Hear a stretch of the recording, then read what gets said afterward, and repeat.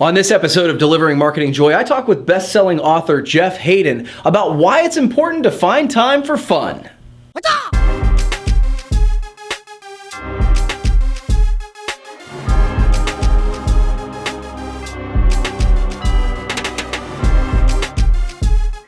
Hey there, and welcome to another edition of Delivering Marketing Joy. I'm your host, Kirby Hasseman. Joining me today is becoming a regular. He's my buddy, Jeff Haden, and best-selling author, ghostwriter, one of the top writers for LinkedIn and Inc.com. Jeff, thank you very much for joining me. You are welcome. Always a pleasure. Thanks, man. Well, hey, I know we had some conversations offline. You and I have talked about goals and a lot, and I'm a big believer in goals. I think you are too. But one question I've had for you is but what about the things that you're just plain passionate about? How does that fit into your life plans? Wow. How long do we have? Passion's a funny subject because I think passion is both overrated and underrated. Okay. It's overrated because I think people think that they have to discover whatever their passion is before they can even begin to do something. So you end up with this malaise of sitting on your couch and waiting for inspiration to strike, and it never really does. I think oftentimes if you just start something, there's this cool feedback loop, which we've probably talked about before, where you get a little better, you enjoy it, that motivates you, you keep trying, you get better, and then as you get deeper into something, you realize that there are all these really cool aspects to it that you didn't know and that you enjoy, and then suddenly you turn around one day and you realize that, wow, I really like hydroponics, even though you would never have guessed that would be possible.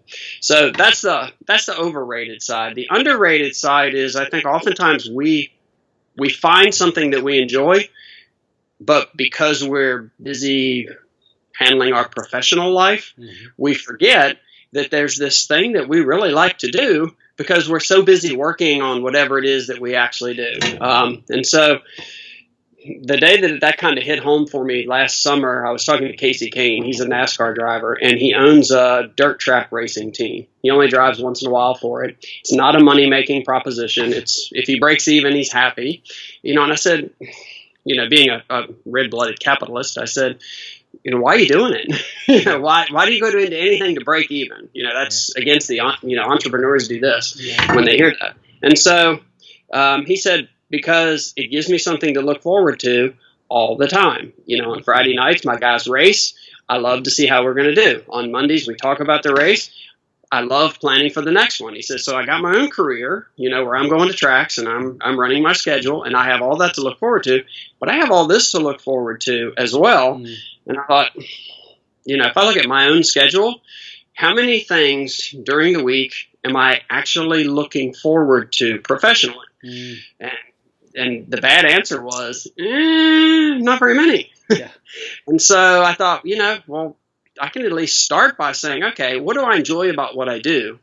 How can I make that dovetail with business goals? And how can I do both? And so one example is I really like talking to really successful people. I enjoy that. It's fun. I always learn something. I always walk away. And it doesn't have to be these, they're not rocket science things. They're these little things that you can go, wow, I can do that. Yeah, right. Or I can use that tomorrow. It doesn't matter what their field is. There are principles behind success that tend to be universal. And so I always enjoy those, and I always look forward to it. If I've got, we talked one other time, Kirk Hammett of Metallica. He's on my schedule. Well, I'm looking forward to that. Yeah. And I've talked to really cool people over the year, and I worked hard at kind of building that. And it's really fun, and I've learned a lot, and it helps me professionally because I get articles out of it. It helps me professionally because some of them will appear in my book that comes out next year. And so it all dovetails really nicely, but it lets me do something that I really enjoy. And so I guess to bring this full circle, I think regardless of your profession, you owe it to yourself to take a step back and say, okay, but what things do I really like? And maybe it's within your profession. Maybe it's not within your profession, but you can find a way to bring some of that in. And so I think many people are missing that, and work would be a lot more fun and a lot less work if you actively tried to find things to look forward to in your professional life. Yeah, it's funny you say that because I think sometimes it kind of lost in this, or kind of to your point, I guess, is being an entrepreneur is hard. And Yeah. so being in sales is hard. Being, whatever is hard. And so having those things that keep you going in those moments that it's the grind, it helps kind of go, okay, I just got Tuesday night, I've got tennis, whatever, right? Like, and so sometimes it helps you through those kind of lulls in the thing. And I think what's funny is that I think people, there's this paradigm that if I'm going to be super successful, the things I have to do, or the things I do, have to be really hard, because otherwise how are you going to succeed? You've got to be really to the grindstone. It's got to be grinding, which I'm a big fan of grinding. Yeah. Mm-hmm. It's got to be painful grinding. Yeah. And I don't think that's true. Yeah. I had a lot of fun with a lot of the people I talked to, and it turned out really well professionally as well. And so I had all these little successes that were actually kind of easy. Yeah. Because it's fun. Yeah. And it doesn't have to be, you don't have to go home thinking, okay, if today didn't hurt, I wasn't successful. You don't have to do that. And so that took me a little bit to get over too, though, because I was, raised to think that your nose needed to stay firmly on the grindstone or else you weren't accomplishing anything. So. It's funny because I think your experience with talking to some of these ultra successful people is very similar to how I feel when I get to interview people like you for this show. It's a grind to do one of these every week. But man, I always feel energized. I look forward to the conversation, and I always end up feeling like I'm smarter at the end of it than when I started. And so it's both, right? It's something you look forward to, and it can, it's part of the growing you. And I think what people miss sometimes is that these ultra successful people, we use Richard Branson as an example. I talked to him earlier this year, hung out with him a little bit. He's got his thing where he does all these adventures, and they were always seen as publicity stunts to help Branson or Virgin get on the map because they didn't really have a lot of marketing money. And he said, everybody says that, and it's true, but I really saw it that I was using the fact that I was starting a business to fuel me doing these adventure things. And it just so happens that also fed back around to getting me publicity for Virgin. So it was completely opposite of what everybody thinks, which is, okay, you're just out there doing these stunts because you want to get attention. Well, he's doing the stunts because he likes them, and it gets him attention. And so I think you can flip things around sometimes and say, wait a minute, how can I make this more fun for me? And if nothing else, you will work harder because it's fun. Yeah. No, that's if you were talking to proctologists every week, I don't think you'd be quite as energized. Yeah, I think you have a point, my friend. Wouldn't be energized, I don't think. Yeah. So it's 2017. This is one that I was kind of curious about. Is what are some goals or things that you're excited about this year? What are some things that you're kind of pumped that you want to put on the schedule? Yeah, I hate this question. Well, the reason I do is because there is this assumption that every year you've got to have all these things, or else there's something wrong with you. And to be completely candid, I have not yet figured out what this year's big thing is, because I'm still enjoying last year's stuff. Yeah. I'm still having fun with those kinds of things, and I want to continue that, and I'm kind of branching it out a little bit. And so I don't really have my, what is it, the big, hairy, audacious goal, whatever it is from Jim Collins. I don't really have that one yet, and I've decided that that's okay. For a little while I felt bad. And then I decided, well, wait a minute, though, because I'm really happy with a lot of the things that I'm doing, and I have a plan for how to make those work. So do I have to have something brand new? So I know that didn't answer your question, but I think that's okay sometimes, as long as you're not being complacent and settled and not trying. That's a whole other issue. But as long as you're feeling energized and like things are taking you somewhere, sometimes it's okay to not have the monster kind of a goal. Oh, I think it was exactly the answer I wanted to hear, because seriously, I think sometimes, and I'm guilty of this, right, is that I'm thinking, okay, I got to conquer this next mountain, and we don't take the opportunity to go, hey, what I'm doing right now, the thing I have chosen to suffer through right now, suffer through, it's making me happy. Well, that's the goal, right? I mean, no, I've got to go do something else, even though what I'm doing is fulfilling me. So I actually think it's a great answer. So, Yeah, um, I talked to Lance Armstrong last year, which half of your audience just recoiled in horror, and half of them did not. But he has this phrase he calls the solitude of suffering, mhm, and where it's like he likes to suffer. Now, clearly, he suffered in different ways than he chose to there for a while. But that whole idea of, I'm going to go, and this is going to be hard, but I'm willing to do it, and I get something out of it at the other end. That suffering, I think, doesn't get the credit that it sometimes should be due. But if you're doing things to tie this all back together again, if you're finding more things to look forward to and have fun with, then the grind isn't a suffer fest. It's, my grind is my routine that gets me to where I want to be. And a lot of it I'm actually enjoying. And there is nothing wrong with having fun with what you do for a living. for sure, for sure. Actually, there's a great book that I just listened to, and the title is colorful. So if you're listening to with children right now, you may want to. But it's the subtle art of not giving a. Right. Yeah, you can finish the sentence.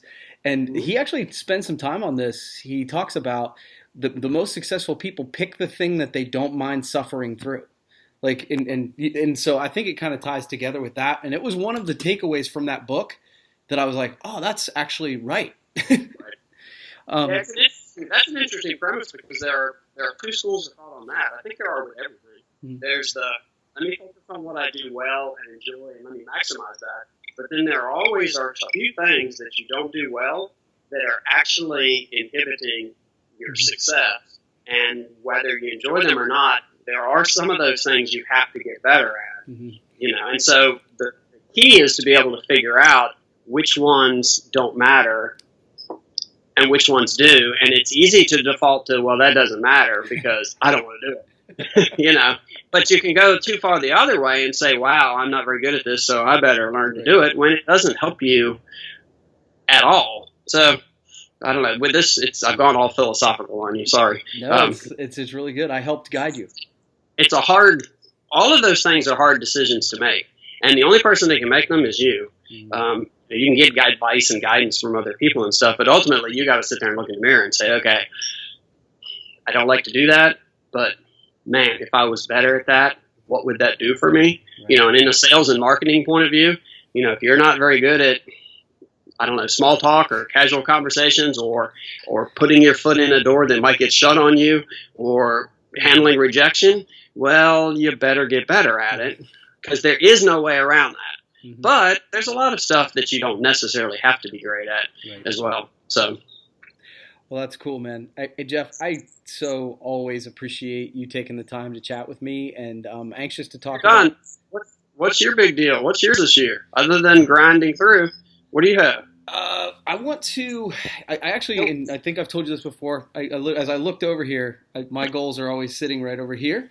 So I want to double the size of our business, which is a pretty big one.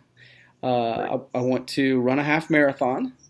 And I want to read 40 books. So those are pretty big. Can you read while you run? I can, because I can listen. Oh, that's true. Yeah. There you go. Actually, that's where I get a lot of my reading done is through road trips and listening. So I use that time in that way. So those are my biggies. So what do you think? Is that okay? They work for me. It reminded me of. I know you're trying to wrap up, but I love to be long-winded. It reminded me of. I talked to. There's an actress, Catherine Winnick. She's on the show Vikings, which you probably, I don't know if you've seen or not. She's the feminist icon basically on the show. She's like the badass on the show, I guess. And I was talking to her, and she does this thing where she has friends over, and she says, I have people over, and it's social and it's fun, but I wanted to get something out of it. So she called it a vision board party. So everybody showed up, and they all had to kind of say, what do I want to do this year? And what do I want to do in 5 years and 10 years? What, if I'm dreaming, what would I like to accomplish and do? And so they had to all kind of do theirs and then share them and talk about them. And so it sort of forced you to have something, because nobody wants to not have anything. And then it also created this cool little social hey, I can help you with that, or I'll nudge you if you want me to, or if nothing else, just the peer pressure of you just told me you want to run a half marathon, and you can guarantee that I will ask you later in the year how that's going. You know that's going to happen. Absolutely. And maybe that's part of why you said it. Mm-hmm. So I thought that was really cool. And my wife actually just did one the other night with a few of her friends, and it went really well. So it's a cool idea for people that are wanting to decide what their goals are and maybe get some social support. And if nothing else, it's a lot better than playing Twister or something like at our age. That wouldn't go very well. Well, it's funny you say that, because I actually posted a blog with my goals, and it was I generally tend to know that it's the right thing to do if it scares me a little bit. Because it made me a little bit uncomfortable to put it out there, but I'm like, okay, that means it's probably the right thing to do. And so I actually had people come up to me at a recent conference, and they're like, I can't believe you had the guts to put that out there. I was like, well, we'll see how it turns out.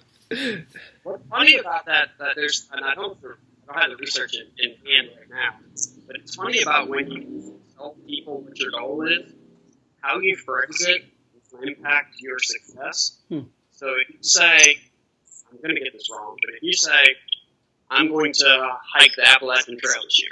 Okay. If you do it that way, and if people talk to you, and it's exciting, and you can almost see yourself on the trail, and you got all this stuff, there's a psychological component of it that almost makes you feel like you've partly done it. I've heard that. And it makes you less motivated. And so the gist of the research was silence is actually in some cases a better way of achieving your goal, because you haven't kind of gotten the gratification from the public recognition of your goal.